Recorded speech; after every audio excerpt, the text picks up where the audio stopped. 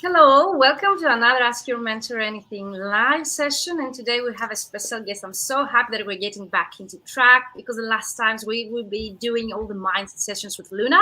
But now with Indre, we decided to talk about a topic that both of us were very interested, but also we think that you will find very helpful and interesting and practical information. So hello, that you're joining us. Hello, Indre. Hi, how are you?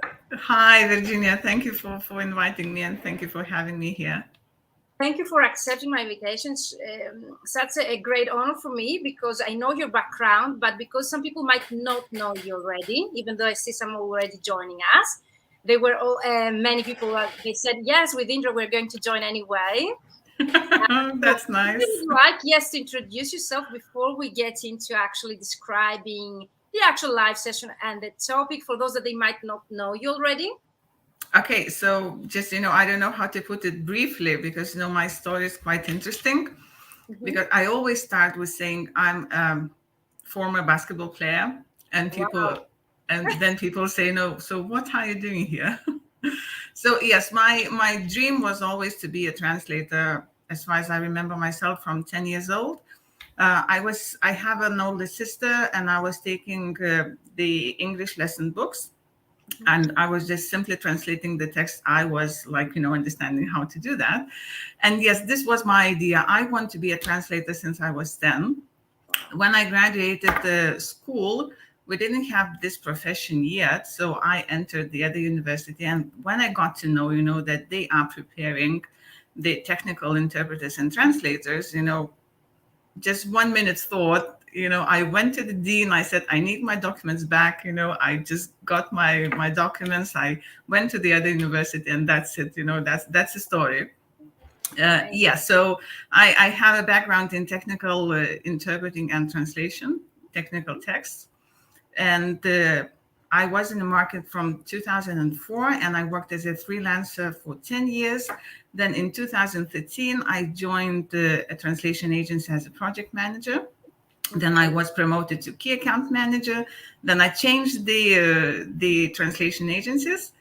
I started as business development manager, and not last year, in 2020, they asked me, if I want to try the seat of CEO. I said, well, I don't know if I can do that, but I said, yeah, your challenges just can help you to grow, and I took this challenge. So yes, I'm the CEO of Baltijos Vertimi, the translation company in Lithuania. Yeah. Wow, amazing. So, I've heard your story. We discussed that when we met, but always, I learned something new. That's pretty interesting, your story. So, thank you for joining us, everyone, live. Use the chat below and let us know where are you watching us from. I'm always curious. Say hello because I know that some of your very familiar faces here. So, we'd love to know where you're watching us from. And of course, if you have any questions, you can use the chat below. Before we get into our topic, there's also to give you some time to maybe gather your questions, and also you can use it to share maybe any insights or your own branding story or anything translation business related.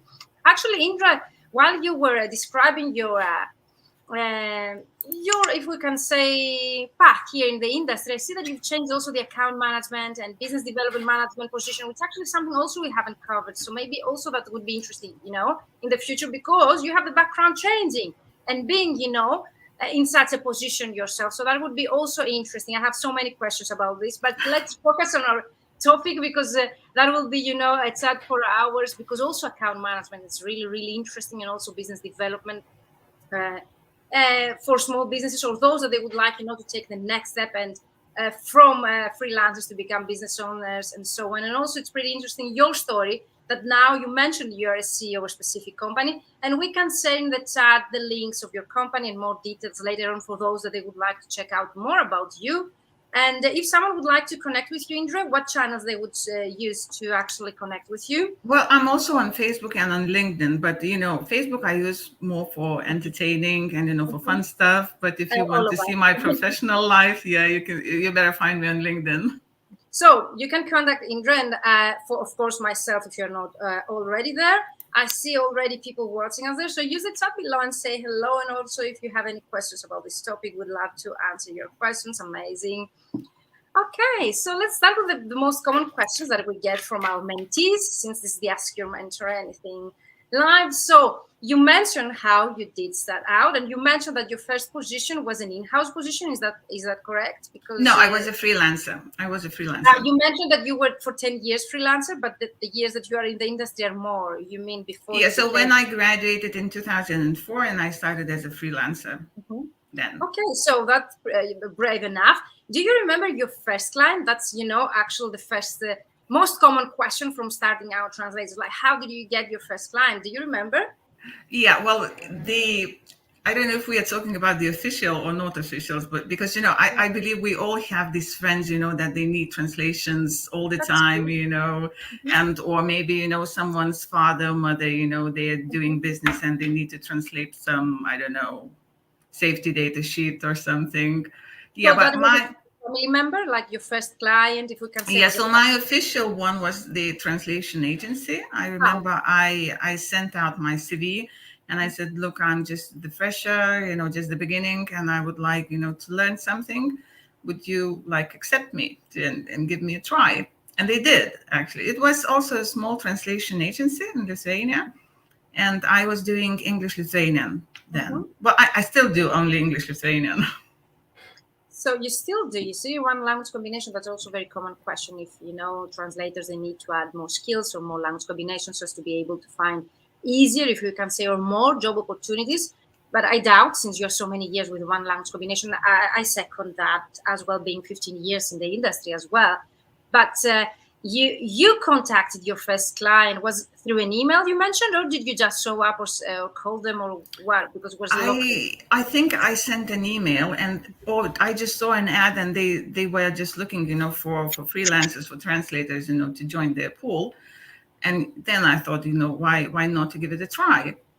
And So, just, yeah. just to mention, I believed, I'm so pro in translation field already. Like, I have so many experience. I'm the best one.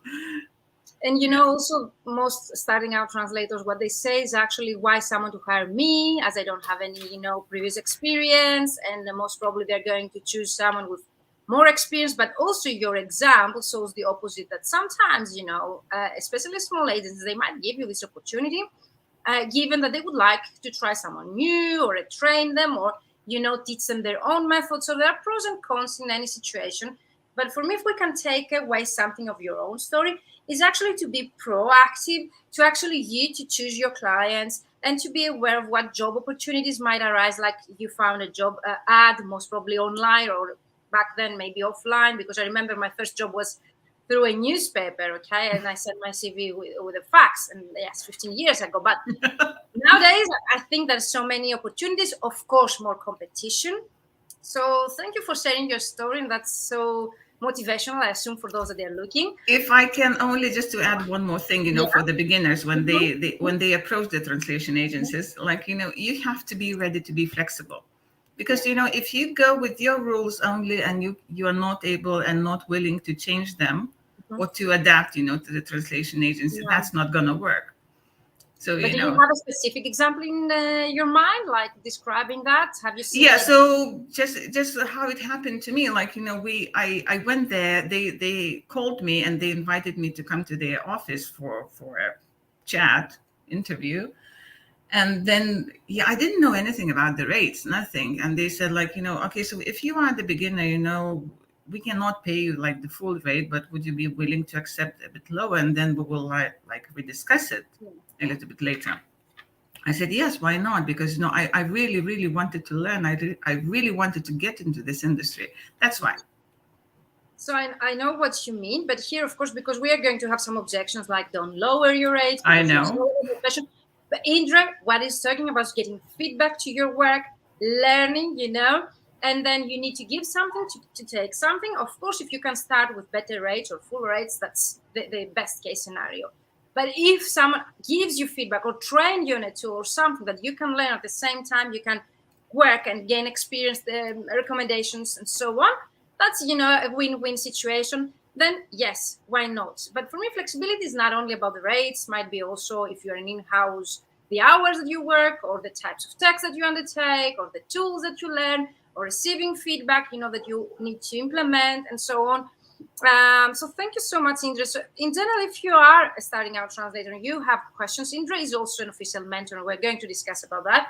So take advantage of Indre being here live with us and ask her anything, because you're having someone professional offering, their own knowledge for so many years and mentoring services for free. So yes, that's also the initial, if we can say, idea I have had when I started this live. People and newbies or people who struggle in the industry to be able to ask their questions and get right access to people that they can help them, answering some questions or giving them feedback. So amazing. So the most common second question is actually, since you have, at least in the past, you were working as a freelancer, if you remember any scale up moment in your business or your freelancing career. By scale up moment, usually we mention any big project or big client or someone that you would really love to work with and it happened for you to actually achieve this. It wasn't like a moment, but when I was working already as a freelancer, maybe it was 2-3 years, and I had a direct client already, and they asked, we are planning to go, to the fair in Italy. Would you like to join us? Wow. But then I didn't have the interpreting experience. And then I declined, but I thought wow, that's huge. That means I need to learn more. I need to improve. I need to get those skills, in order to be able to travel. Yeah. So it was like a kickoff for me, that I need to do something more about my profession. And that was adding interpreting in your services. That's it, and gaining experience. I did a little bit interpreting, but that's not my main field. I was a technical translator, so I cannot translate legal or marketing texts. Okay. Yeah, and that's why my expressions and words are a little bit limited because of this technical things. Yeah. Missing down is always a good idea. So maybe also the next question, since you mentioned direct client, how did you get your first direct client, if you remember? I assume because you're proactive, you contacted them, or it was an opportunity? I think it was a reference. Someone referred them to me, yes, we know this person, and she's doing this, and maybe you should try and contact her. It was a reference. That's the most common reply to my survey research I did for my MBA, regarding the client acquisition methods, like referrals and the word of mouth was one of the most voted, if we can say, ways of getting your clients as a freelance translator or interpreter. So amazing. And that's why, sorry to interrupt, and that's why, networking is so important in our profession. Now that you mentioned networking, because networking was a different answer in the survey, just to mention, because networking can be a client acquisition method on its own, but also, referrals, since you mentioned, can happen, it can be a result of your networking or of your previous clients or of your networks online, people recommending you. Hello. Thank you for joining us. Let us know where you're watching us from. I see your comments, and if you have any questions, we'd love to answer them.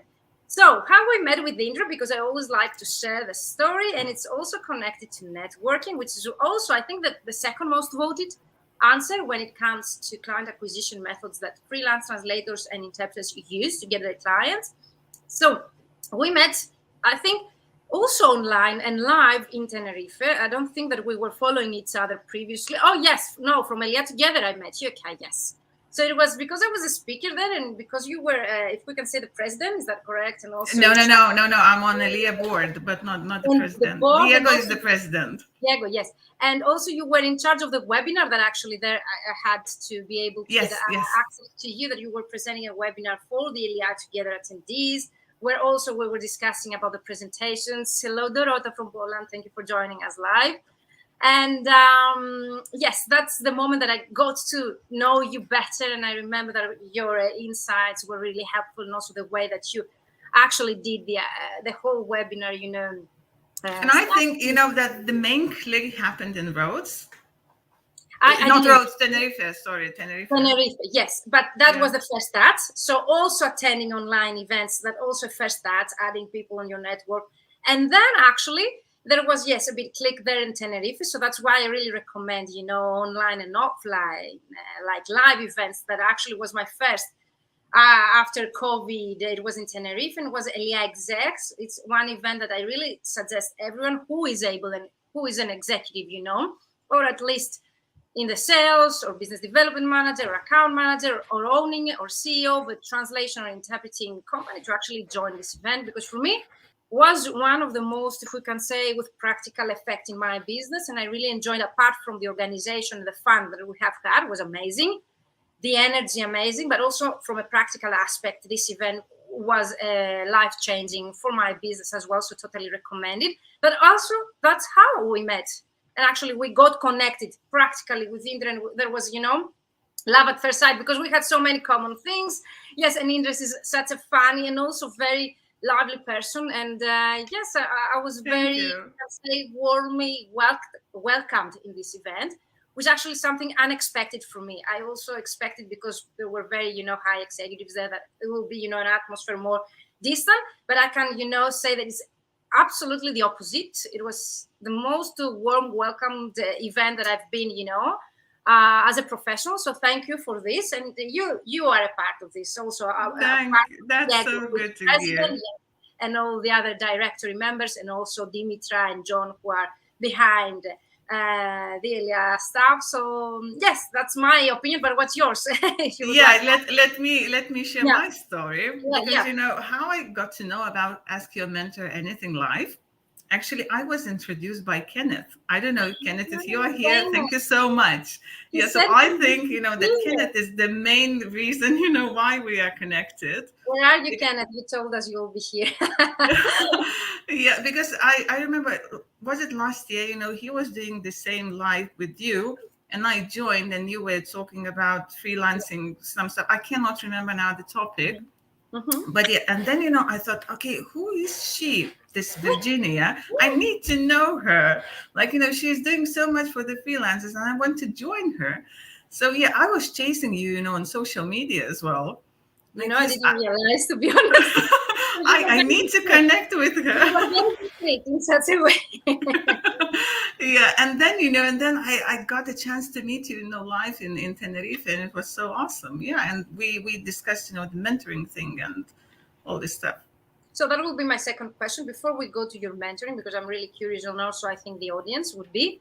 Last question, among the most common questions that mentees ask, is actually, what's your most favorite, if we can say, client acquisition method that you would suggest to someone that they're starting out, or they would like to get out of a slump, or your own personal experience, like you enjoy, or it's your easiest, or the most profitable, we can say? Since now I represent the company, and I'm no longer like a freelancer, so I need to find more clients. Yes. So just to make sure that our PMs have enough job. So the best client for me is who understands what I'm talking about. So I love working with LSPs, and because working with end client, sometimes if you use these words like MT, MTPE, Memo Q, SDL, they just say what the it is. Like, yeah. So I believe that the best client for me, who knows what we are doing and why we are doing this, and why we are offering this kind of services and not that kind of services, and why we don't use Google Translation and we use human resources for that. So that's the best. And the approach how I get new clients is, if I go to a conference, yes, I usually never sell, if I can put it that way, because I want to know the persons first whom I'll be working with. Exactly. So I want to know their interests. I know how they live their life, what are their values, if we can connect chemically or whatever, if we are on the same side in life, if we share the same values, that's the main thing for me. Because if we look different directions, that's not going to work. Exactly. Yeah. So my main thing is to know the person first. And then, I always say, we can talk about the rates and the processes via emails. We don't need to waste that time here. So yes. It's networking. Right? It's networking. So it's very interesting the way that you approach the actual issue and topic, because when I asked you for your most, if we can say, efficient or favorite client acquisition method, you started from the actual client themselves instead of actually describing the method. So you started by defining who's your ideal client and where you could find them and what are the characteristics. And then you found out the way, the method that is easier for you to get in touch with them, to get to know them and to see if there is a chemistry so as to continue, or starting a collaboration with them. Is that correct? Yes, correct. Absolutely. Because just imagine, the situation. You are in the conference and you Yeah. meet, I don't know, 50 people. That's more Yeah. than enough. And if everyone will tell you, yes, my rate is this and this, and I use this and that tool, my capacity is this and that. Mm-hmm. Just try to imagine what will you remember the next day. You will remember if that person was nice, if you share the same values, if he or she plays basketball or football or tennis or I get whatever. it. We're friends. Yeah, but this is what you will remember, but not the rates. Yeah. Exactly. And also the fact that you mentioned I'm not going to sell there, but I'm going to get to know people, because that's the most, Exactly. we can say, common mistake, that when someone attended events and they don't get any results because they have in their head actually to gain results or sales during the event, which you mentioned is a pitfall, and you mentioned or described a better way to do so. So getting to know them, to remember you, to remember them, to check if actually you are a good fit together, and then you can do the And that's follow. why you need your personal brand for that. Oh, Kenneth is here. Thank you, Kenneth. Good afternoon from Copenhagen. The topic was relations between LSPs and freelance. Yes, that's the topic of Kenneth. Thank you, Yes. Kenneth. Amazing. So thank you for describing that. That's why I find it so useful, these discussions here, because people, they have misconceptions about networking, that they need to go and hand out business cards, or they find it difficult how to start a conversation. But networking can be a whole topic, for such a live. But at least people who are joining us now, or they're going to watch the recording, you can go back and again listen to Indre's, method and way of getting her own clients. And yes, also the fact that it really plays a role to have a good relationship with your clients. But also you mentioned that agencies are your best preferred client. Is that correct? Because they know the industry is easier for you. I cannot say it's the best, but from the professional side, I like to work with LSPs because they know the processes, and that saves some time for me, to explain how we work and how we do. But That's yeah, what I love the end clients as well. we love both, as long as we cooperate well. And you mentioned some characteristics that you're looking for and how you reassure that by joining networking events. So amazing. Thank you for sharing that as well. And a very interesting question before we get on topic. Now we're getting on topic after this answer. What's your relationship with mentoring? How did you start out? Because I know that you're an official mentor and you have, they're an official, if we can say, collaboration with universities. Is that correct? Is this something you would like to share with people who are watching us? Yes, just again, I'll try to be brief because I have two stories to share. So one is the academic mentoring. 2 or 3 years ago, I was asked by my university, the one I graduated, if I would like to be a mentor, for their students. And I said, well, yeah, I don't have any experience in that, but I'd love to do that. And my first mentee was actually a Ukrainian student, and we are still, in touch with, what is he doing? He needs any help or something. Then the last year, I got another student, and she was super shy. I'm not sure, if she will take me. She's so busy, blah blah blah, all this stuff. And yeah, I had two candidates, and I said I cannot choose one. I'll take them both.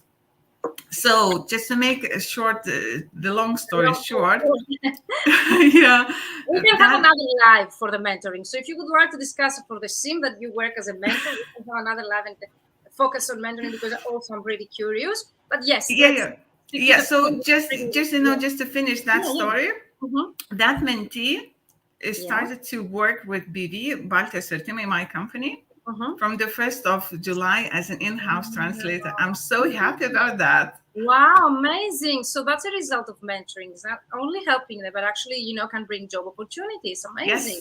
Yes. And the other, it's not mentoring, but I always like, to share this with other people, especially those who are going to the conferences. I remember my first conference, I was very shy. I couldn't I didn't know any people in the audience, nothing. Yeah. And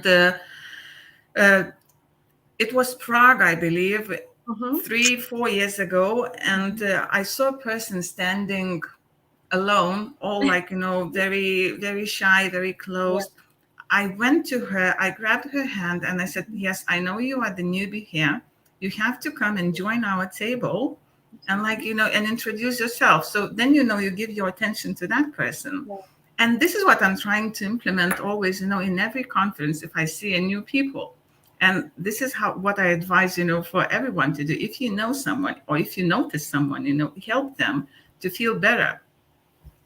I know that some events and conferences, they have already a schedule seem like the newbies to be, maybe accompanied by someone more experienced. But you seem to do that even if you're not in the directory, of that event. Is that Yes, correct? absolutely. Yeah. So you do that as a guest. That's amazing. That's also very, inspiring for those that they would like to help as mentors or they do not know how to start. It's just that simple, to just having someone helping them to become more social and to start introducing themselves when you see that they struggle or they seem to be newbies. So amazing. Thank you for sharing that, Indre. You're So welcome. you started as a mentor because you were invited. Is that correct? Yes. Well, it's not like I was invited. I was already giving some classes at the university, sharing some experience. Mm-hmm. And they just said, we are launching this program. Would you like to be a mentor? I said, yeah.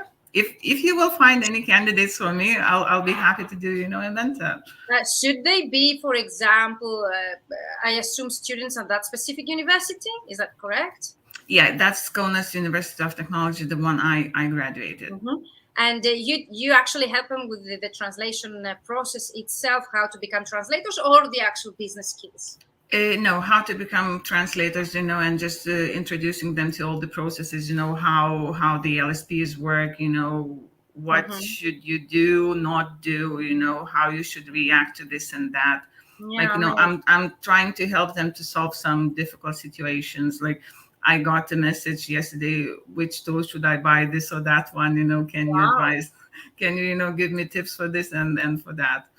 Yeah, and yeah, they can contact me, on LinkedIn. Well, the mentorship program is for 6 months only, but I never cut, the connections. Like if you need, you can always write to me. So this pool, the group is always growing, and that's so nice. But amazing. only, the bad thing is like, you feel older with your experience. I feel young as long as I get to know things. And also, by mentoring, newbies or new translators, you learn so many things. I know. That's amazing. Yeah. That's amazing. So thank you for sharing your story. So everyone, you would like to get to know Indre, or you are in Lithuania, or you're looking for a mentor, you can reach out to her directly. She's a member also of the Mentoring for Translators group, but also you can find her on Facebook and LinkedIn.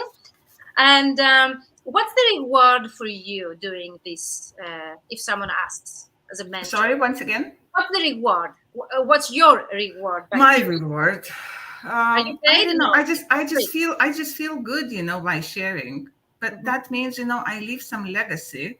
Yeah. When I'll be gone one day, I hope, not very soon yet. Something also people will remember, my advices, my comments, something. Hopefully, yes, that's also something I would really like. If they are happy with my advices, I mean, if they help them to grow professionally, that's the best reward ever. Amazing. That's so touching. That's really important as well. Thank you so much. And so for you that you might be starting out translators, you can look out at the universities that you were a student, because I know that more and more universities, at least in the European market, they introduce SATs, if we can say SIMs, or programs. So look out, because they bring, the market to the universities, like through LSPs, like Indre mentioned. So that would be also, and also, I don't know, Indre, if this program also uses internships, is that correct or not? The exchange one? Internships. If they actually help new translators to actually work somewhere for free or with an internship fee, whatever. But are we talking about the ELIA exchange program? There is the ELIA. No, I'm talking about in general, your university and the collaboration. Yeah, we receive requests from time to time, because, in the third course, I believe they have to do 6 weeks internship. The problem is that in Lithuania, I don't know many companies having any in-house translators. We outsource everything. So, we are limited with the with the premises, so we cannot take them in just to show all the processes. So usually we take one or two. Mm-hmm. Yeah. Yeah, also I think it's the same situation in Greece, more or less. Amazing. So thank you so much. If you have more questions, you can use the chat below. You can tag us, tag Indre or myself, or you can reach out to us directly. Let's get into our hot topic, because I know that most of you are here for the personal brand. So let's start. Why did you choose this topic, Indre? Oh yeah, that's also an interesting story behind, because I was invited to speak at the Ukrainian conference 3 years ago, just before COVID started. And the lady said, like, Indra, can you cover the topic, how to build your personal brand? I said, what are you talking about? I don't know the topic. I don't know what to do with it. She said, come on, you have this personal brand, you can do that. And that's how I started to dig deeper into it. Yeah. And then, I realized, like, the companies have their brands. Also people have their brands, only, there are slightly different aspects in these. Yeah. So, the personal brand is like we said, this is what people say about you, when you are not in the room. Actually, this is not my words, but this is Bezos, the founder of Amazon. This is his words. I also like to say, for example, how people they feel when they actually think or talk about your brand, your name, as a person. So it's pretty similar. So thank you for mentioning that. So let's talk for your first, if we can say, bullet point that you mentioned, that you like companies you mentioned invest and create their brands. People should do the same. Why we tend to have this separate in our heads? Why branding is only for companies and personal branding is something different? It's not like it's branding only for the companies, but in nowadays society, people choose to work with people more. So they don't consume, if I can put it that way, but they don't know. So if they don't know you, they will not work with you. So that's why you need to build your personal brand, and this is how you need to show what you do in life, and not only like I apply low rates or high rates or whatever, X rates, but they need to know your professional life behind, what you did before. And it's not like I worked on this and that project. Maybe you were a mentor yourself, and and maybe you are volunteering in some, I don't know, institution or organization, and maybe that's the same value that the client shares. Right. So this gives you like some advantage before the other competitors. Let's put it that way. That's cool. Yes, that's also a benefit. So I know that most people might ask, oh, so I need to create a logo or having a brand name. That's branding. So that's very common misconception. You would like to talk about exactly what do we mean branding. You mentioned, okay, the actual, if we can say a definition by Amazon's, as you mentioned.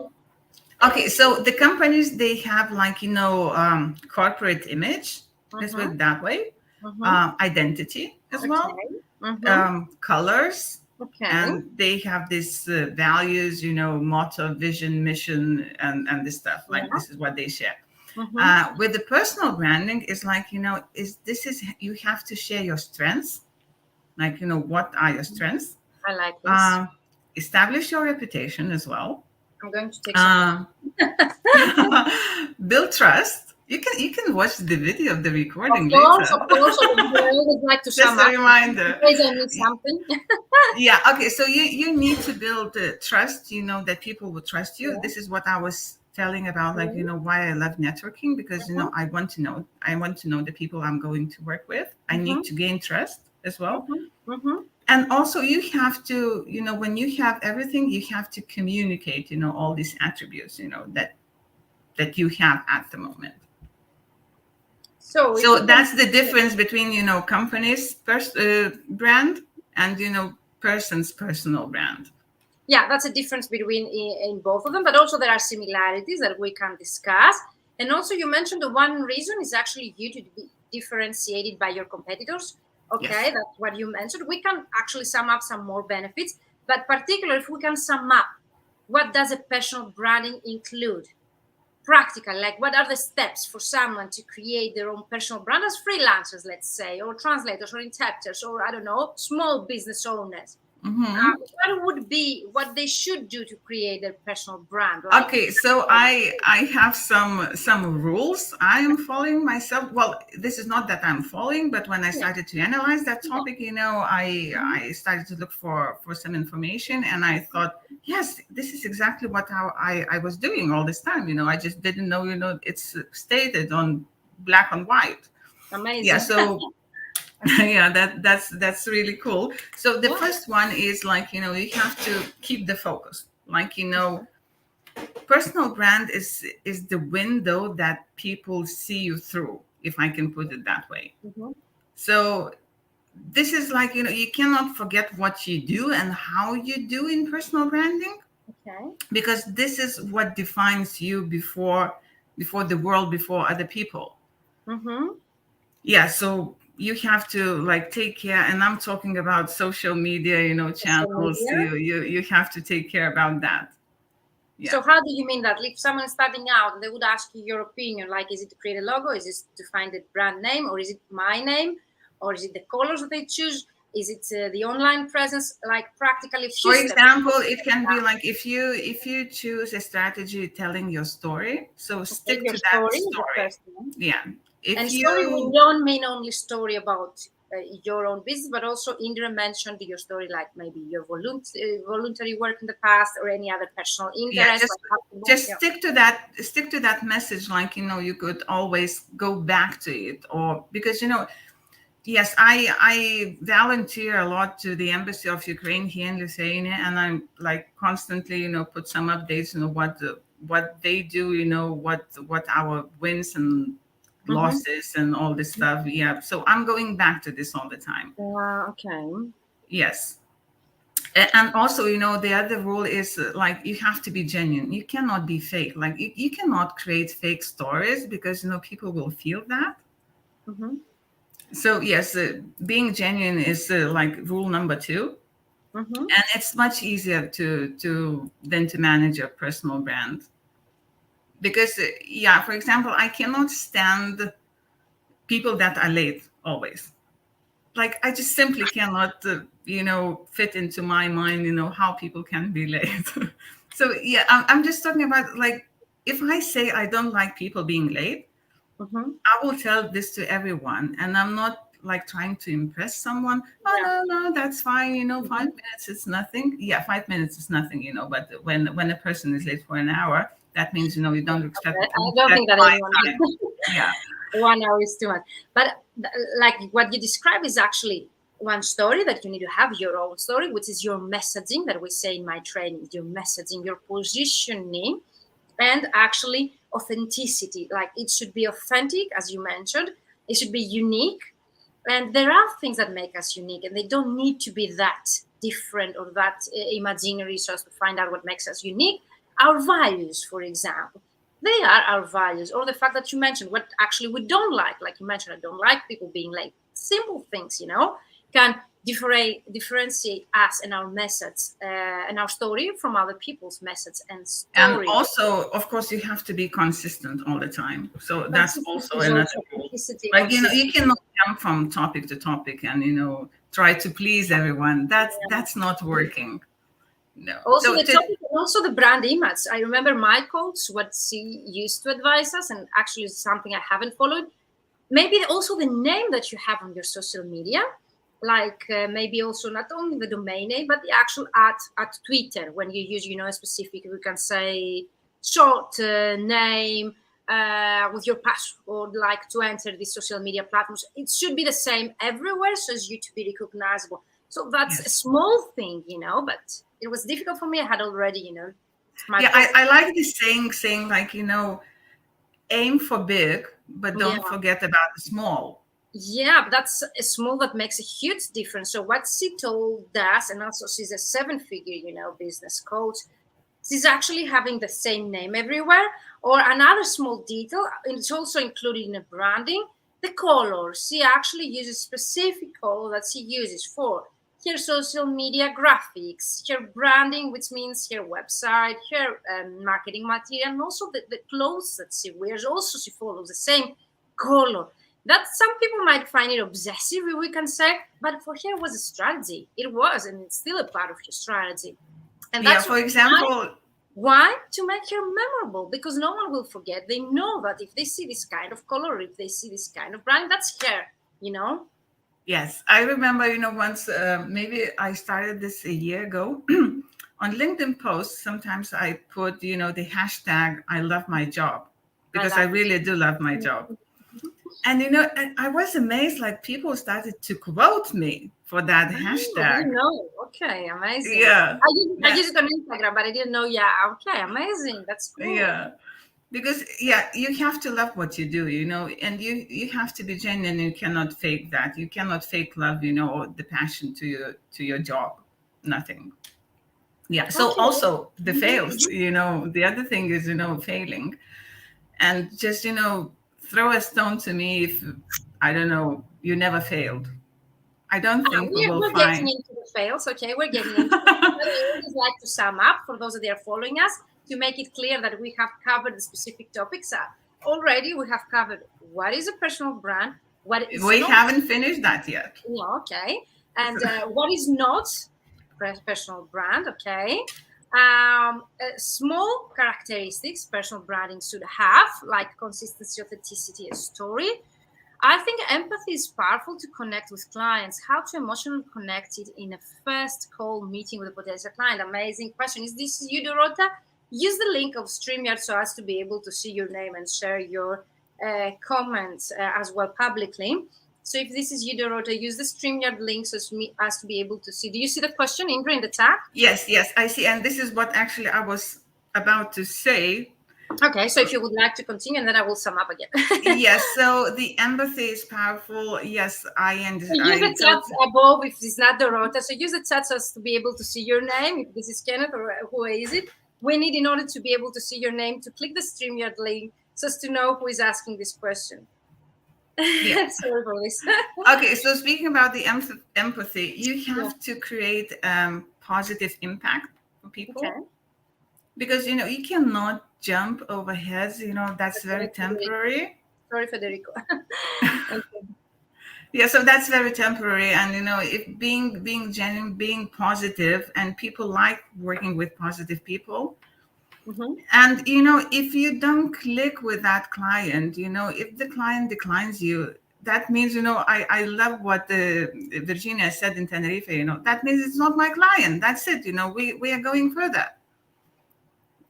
So yes, creating a positive impact, I think that's the most important thing, because I want to believe that people remember me because of me being positive all the time. We all have problems, but sharing them, no one cares about your problems. You can share about your problems with your best friends, but not being in the conference. And being moody, that's not helping as well. Or being moody in front of your client, that also does not help.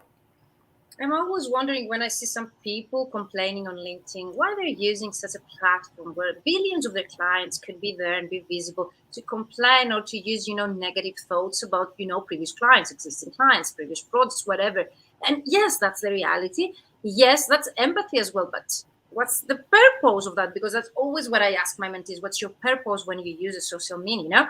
Why you use? What's your purpose when you create such posts? And definitely, does this resonate with your personal brand, and what is the feeling that you would like to give to your audience using this platform? So I'm coming back to what Indre was saying. That's pretty, difficult, I think, Indre, and I think that's also something we haven't been discussing a lot in the industry. So giving the right message, also being positive, okay? And not by being positive, I don't think Indre means you to, if we can say, neglect the fact that there are difficulties in our industry, or to pretend that they are not. That's not what we say here. No. I was trying to say, like, the positive approach. Exactly. If I can put that way. Mm-hmm. Because yes, we face difficulties all the time. As I said, we have business problems, we have personal problems, but let's say a moody situation, when a person comes, to you shouting or being like fussy, angry, and so on. Yeah. This is the most important, what you have to understand. That's not your problem. Yeah. Something has not worked out for that person, but not for you, and that's not your fault. And this is what I'm trying to tell my team all the time. Like, you cannot soak that mood in you. You have to let it go. And staying positive, that helps a lot. So the question that we have from Federico, and I'm sorry, Federico. So he says, like, how to emotionally connect it in a first call or meeting with a potential client. I'm asking Federico if you have a specific case scenario or a specific question in your head about a specific client of yours or a case study or an example, so that would be easier for us, to give you a more specific, answer. But shortly, Indre, what's your opinion on that? This is what I said. Like, sometimes people connect, sometimes people click, sometimes not. Yeah, And you have to let it go. And just, sometimes you just see a person and just say hi, and you say, oh yeah, like it feels like I know you for a lifetime. And the best way actually is to start all the meetings and the talks. It doesn't mean if you're online or offline, like, just spare 10, 15 minutes, just to talk about your life. Ask, the person, what do you do? Do you have maybe a dog, a cat, or I don't know, if you have a family, just talk about life, narrow this gap between the client and yourself. Personalized, yes. Run natural conversation. You know why I smile right now? Because I remember while you were saying this, a mentee of mine, it was in a previous round of the ultimate LinkedIn prospecting system, while I'm teaching them how to run natural conversation with your clients through written format. And I was always saying the same, like you said, start natural conversation, but I don't care, she said, about my clients. And there is another problem. If you don't care, and that's already the problem. if you don't care for your clients or people that you're going to work for many years, then there's another issue that you need to deal with or to work on. But if we can say naturally, you should care, because if you don't care for people that you work on a consistent basis for so many years, working for them, then we need to discuss something else. But I remember that who was it that she told me, but I don't care how to pretend that I care by having a natural discussion with them. And that's something that just now but any methods will not help then in that case, like, if you don't care about your clients. And also, just sometimes you don't need to wait, for any, I don't know, inquiries. If you are a freelancer and you work with a direct end client, you just drop a message like, how are you doing? If there is anything I can help you with. I remember, I still do, because I have a linguistic background. We have this, long-term clients already, and they need like one sentence to translate from English into Lithuanian, and they just drop it on Skype to me. And well, it's easier for me to translate and to spend 15 seconds on that than to send it to a linguist just to register the order, just to issue the PO and all this stuff. So yeah, I'm just not doing that very often, but no, it doesn't hurt really. And that helps you, to connect better with your clients, who later become your friends even. Yeah, why not? Mm-hmm. So I think that we've answered Federico's question. So Federico says, I'm picturing myself in a near future scenario when I will have calls with clients who do not know me. Not a specific previous example, because I always had clients who knew me from mutual connections. So what we're going to do, Federico, anyway, in the programs, because Federico is in the mentoring program, I'm going to share with you templates that start a natural conversation, not chit-chatting, but actually showing your interest. Like already Indre mentioned an example, like, how are you doing? Is there anything I could help you with? So being genuine and actually helpful instead of selling. And the best way to sell is actually forget selling when you have a discussion. Exactly. I remember I said a post recently on LinkedIn, and got a lot of engagement. Like, the best way and the best advice you can give to someone starting selling is actually forget selling while he is on a conversation. with their clients. So I hopefully we have answered you, Federico, like try not to sell to clients when you're in a call. Try to be genuine and helpful to them. And always, like I'm going to share with you in the program also discovery call scenario and script.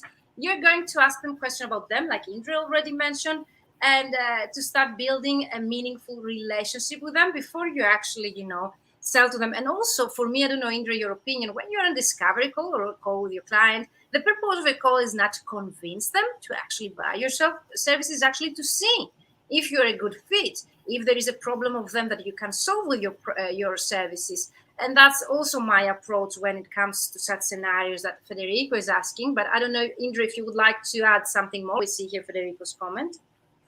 Yeah, well, just nothing to add, just, be genuine and try. What I would do maybe and would suggest, if you know already who is the client, try, to find the profile on LinkedIn. Or yes, of course, going in on their website just to see, what the products are, what they do, maybe the services they provide, so that you would know, what they do in general. And it's not like, I remember myself, once I called the client and they asked, do you know what we do? And I was like a fish. I didn't know. And this was my fail. And we will talk about the fails again a little bit later. So making a research beforehand, before getting on a call about your clients, that's always a great strategy. And the fact, Federico, we're going to run surveys and a specific, template before actually start contacting them is what we're going to do in the program. So thank you, Indre. That's really helpful. And also, that's a practical advice Indre is giving based on her own experience. So we're not sharing things. Yeah, just one more thing. Just don't forget, when you are approaching the company you are going to work with, they will look into your profiles as well. Same, yes, vice versa, if they're interested, of course. Yes. It doesn't mean that they will look into it before, but they will check that later, definitely. So make sure that your profile actually reflects, if we can say, your branding, your story, your background, your values that we were saying, authenticity, consistency. And you mentioned, Indre, that we haven't covered yet what personal branding is. So you would like to add a bit more before we go to the fails and pitfalls? Yeah, so just like to finish with, it's like, you have to actually live your personal brand. Amazing, yeah. Yeah, so you have to apply it in your daily life, in your professional life. You cannot be positive in your business life and be like a bitch, in, sorry for my French, to be bitch, in your personal life. So yeah, you have to live your brand. That's true, because sooner or later this will, be reflected, and then you cannot be consistent with your branding if you showcase that your branding is different from what you actually in your personal life represent, or what are your values in your personal life cannot be different, from your values that you have in your business. That should be, aligned, and that's really important. Amazing. So would you like to sum up, like if we can say the characteristics? You mentioned authenticity, you mentioned consistency, you mentioned to be your own values, like live your branding. Yeah, so the main is to keep the focus, then to be genuine, then to tell your story. So that's meaning, to be consistent. Also, a part of your story is fails and failures. Okay.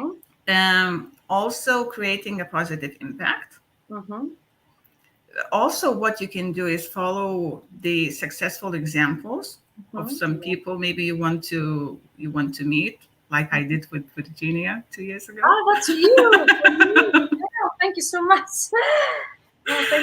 Yeah, so yes, and live your brand. That's the most important rule. Amazing, so helpful. So if you've missed the actual live, you can watch the recording, or you can pause later, and you can watch it again and again as many times as you want, and you can make notes or ask us anything while you're watching the recording. You can tag us and you can reach out to us directly. But let's continue. So what's next? What you would like to discuss, Indre? We talked about what is personal branding. And apart from that, which is, if we can say, the most important, is also the practical, like a logo, having, consistent in the colors. Is that correct? Having taken I think it more applies, to the companies. But if you have the resources to build your logos, your colors and everything, because I believe that the students, the newbies, the fresh graduates, they don't have enough resources for that. They are They're very just clever. You will be surprised. The mentees that I have had in my programs, they were newly graduates. In 3 months, they created logo, branding, website, professional image. I was amazed. yeah. Because, So sorry, I was born in previous because myself, century. I didn't have by resources. You might mean the investment, but Yes. nowadays maybe they don't have the investment. But what do they have? They have the tools. They have technology. There is Canva.com or other tools that they use to create such things. Maybe they can ameliorate or enhance their branding in the future. But there are ways to start with something. You don't need to be perfect. So yes, thank you for mentioning that. But don't wait, to have, I don't know, thousands of euros to create a brand image. You can start small, but it's better than nothing, to have a landing page instead of a full, 7 or 10 pages website. It's better than nothing to have, professional image taken from a local photographer for 10 years rather than brand, photographer that you cannot afford maybe as a student or a newly graduate.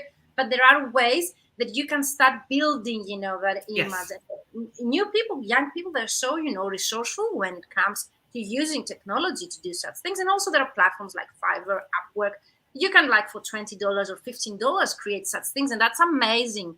We tend, to find excuses for not creating such because we don't have the resources, we don't have creativity, we don't know. But if there is a will, there is a way. Okay, so Yes. I would insist on using, the online resources to at least find out the psychology behind the colors, because there is, and find And out. also, if so you the graduate and you want to start your own translation business, right? You don't want to join an LSP.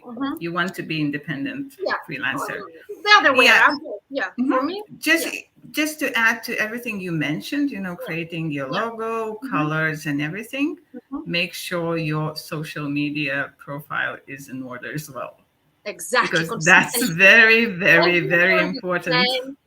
So the banner photo or your social media profile should follow the same branding, the same color, the same logo everywhere. The fonts that you start to use, of course, you can change in the future. You can rebrand, Yes. but definitely you need to start from some consistency is the key, because when they see your logo, your colors, your fonts, the way you write, people should understand right away that this post is from Federico, or this color is from Dorota, and they right away understand that this profile, or this post is you, and that's the success behind of a successful branding, Yeah, and also it's very important, be patient. The success does not come, in a day or even in a year. You need to build that brand. That's why we use such verbs, because we build over the time, or if we can say authority or credibility in the field, and that takes time. But for me, small details, like we mentioned, the color, or consistency, or having the same name on all of your social media profiles. That's small details that they make a difference nowadays. Okay, amazing. So, unless you have any questions about what is personal branding, let's continue what you would like to discuss next, Indre. I don't know. I'm ready, for the answers if people have any questions. Amazing.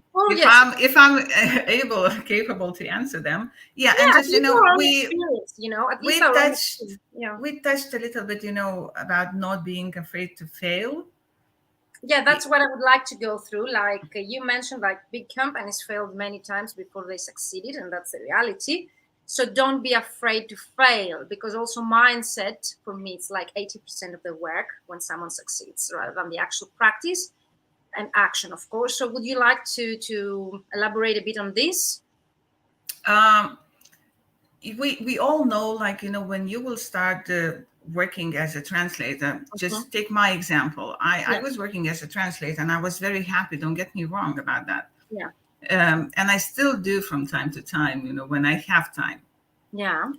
Because that lets me to keep, updated.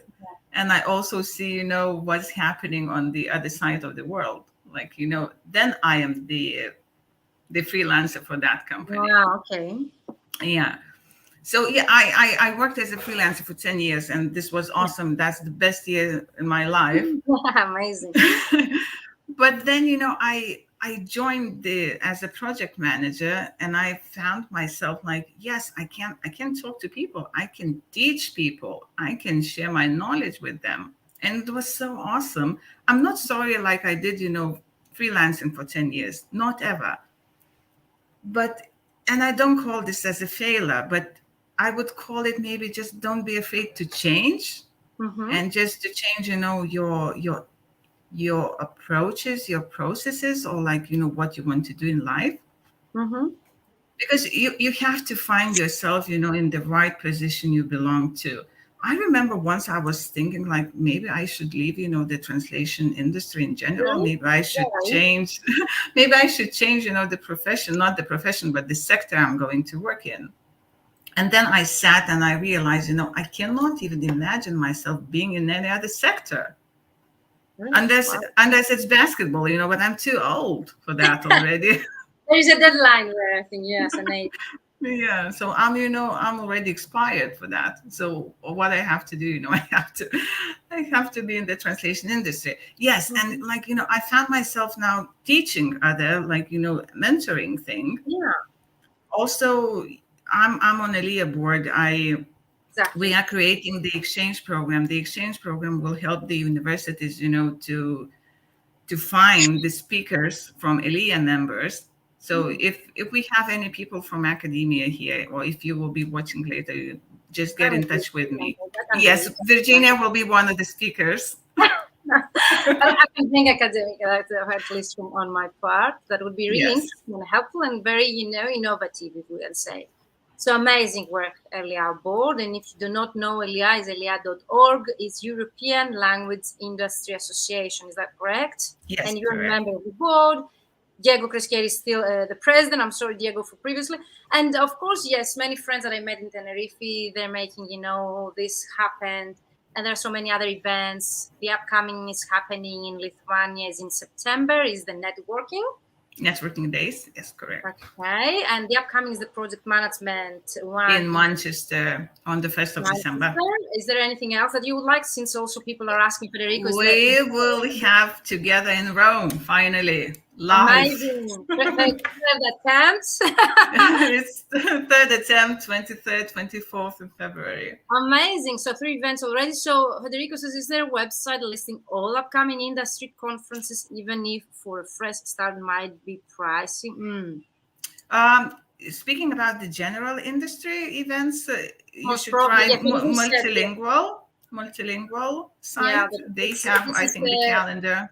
Yeah, multilingual is also a magazine. Yes, It's a review. magazine, but I think they have, the calendar for all the events. But also that Federico is mentioning the first start might be pricey. There is an article on my LinkedIn account where I've been writing how me finding the resources, because I had to borrow money to attend my first live event, changed my whole perspective and also my whole career after it. So I would definitely, even if I find it, maybe not affordable or whatever pricey, as Federico says, it's a life-changing moment, the moment that you will be part. And then, Federico, you won't change. The first time, I remember I borrowed was 300 euros. For me, that was pricey. And now I attended in 1 month 2 events, each of it for 2 days, was more than 2,000 euros, apart from the traveling expense and so on. So you will change your whole perspective, and hopefully you will see some change in your income and your business after attending such events. So I will recommend, and I will suggest all of you guys that if you're finding that pricey, try to find ways to attend such events. And then I borrowed the money, but I returned it 10 times back the amount I borrowed back then. So if you know that an opportunity will help you to grow your business, go for it, find ways to afford it. And what I usually say, instead of saying I cannot afford it, what can I do to afford this? That should be your just change some thinking. So amazing. Thank you, Christian Nielsen, for being here and joining us live. So Indre, because I interrupted you, was there anything else you would like to mention about changing the perspective of the mindset about failure or being afraid of failing? So that's the idea. Like, don't be afraid to change your mindset, because it's okay, and it's okay to do mistakes. Like, I wish you the best of luck, Federico. I can promise when you will go to the first conference, it will become an addiction. This is what happened to me. This is what happened to Virginia, and I don't know, all the people I know, 95% at least for sure. But yeah, you have to go there just to see, if that's, the right method for you. But at least you will know that, yes, I tried that. It's not working with me. So I will try, to look for other ways, how to build my brand, my pool of clients and everything. So yeah, just don't be afraid, to try new things. And don't sit just in front of the computer. Life is beautiful. And Kenneth says conferences and events are not only for growing business, they're also investing in yourself. That's amazing, Kenneth. Yes, thank you so much. And if I can add something more to what Kenneth says, I'm sharing and Indre is sharing practices to grow your business. But what I keep saying, because people, they say it's not only about money, it's not only about business. While you grow as a business or as a business person, or you grow your business, you grow personally. You cannot grow professionally if first you don't change your own characteristics of your personality, your mindset blocks overcome, mindset beliefs, so as you to be able to become successful at what you do professionally. So for me, personal growth is similar to professional growth, cannot go one without the other. So thank you, Kenneth, for mentioning that. Thank you so much, Indre. It's so interesting, the discussion. We could talk for hours here, but it's already over 1 hour, and I don't want to take advantage of your time. Thank you, everyone, for joining us live. I see so many people from LinkedIn, Facebook, Federico, Dorota, Christian, Kenneth, even from Tunisia. I see Saida. Thank you, all of you, for being here live with us and for your insights. See you in person at the next one then. Federico says, yes, Indre is very active. You can follow her. I agree with the idea. It can only make you fly. Yes, Federico. I totally agree with you. Amazing. So thank you so much, Indre. People, they can find you. I agree with you. Dorota says, people can find you on LinkedIn. You mentioned we're going to share in the chat, in the group, resources, maybe the website of yours and the details where people, they can reach you out. Before we close the live, is there anything else you would like to add, Indre? I just want to thank you, that you found 1 hour to spend with me and Virginia. I know it's a beautiful weather outside and you'll be doing the barbecue, grilling, or doing something. But yeah, I hope that you learned something new, at least one word, or maybe, one new idea, something. Exactly. If you want to do some mentoring, for other students, get in touch with me. I can get you through to other people. Amazing. Thank you so much. That's really interesting, Indre. So if there are any links that you can share with the rest of the participants, Indre, we can use the chat later on. You can send me, or you can write away. I will send it to you, and then you will. Indre. Okay, so Indre, she will share with me, and I will share with Indre. But you can tag her in the group. She's a member of the Mentoring for Translator, and you can follow her on LinkedIn or Facebook. She's everywhere. She's very active online, but also on live events. She's also a member of the directory of Elia.org. And yes, it's such a good person. And as you see here, she's very helpful. And she spent... And a former basketball player. Wow. You're very tall. I can tell. You're very yes, tall. I am tall. And your son, both of you of them. But one, I know he's very successful. But he does. Congratulations for Thank your you. son as well, and for being such a great mom and professional. Hopefully we'll meet again in person. Thank you for being here. Such a pleasure and honor for me. You're a role model for everyone. And hopefully, guys, we're going to announce the upcoming live with you. We're having a special guest as well. And stay tuned. And of course, for Elia, upcoming events. And see you around online. I will share in the chat the upcoming summer school I'm going to teach. I hope that that's okay with you guys, because that's a special price only for this week. It's very, very low. And take advantage of spending 1 month with me. I would really love to see you there and see you online. Thank you, Indre. Thank you, all of you. Thank you. So Indre, enjoy your summer. Yeah, enjoy the summer. You stay here with me. Bye-bye, guys. See you in the group. Bye-bye.